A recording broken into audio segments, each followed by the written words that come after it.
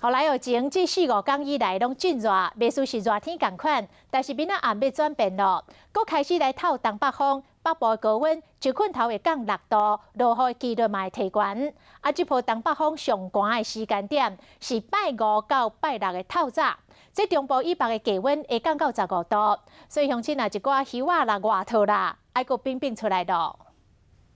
穿短仔伫公园咧做运动，天气较好，北部日时高温有机会到29度，南部30度，真正会有人当作讲是热天来啊。不过唔通予日头偏去，短一天尔，为明仔载暗时开始，温度就会降真侪。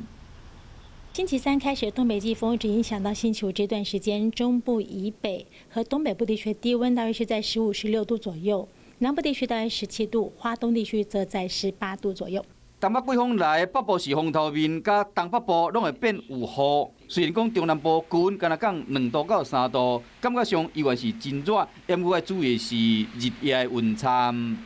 日夜温差是比较大的，像明后2天日夜温差还是会有10度之多。东北季风影响爱到拜6才会较回，时到全台湾如果是好天稳定的天气，不过早暗依然较偏凉冷，出外时爱注意，千万唔通去感冒。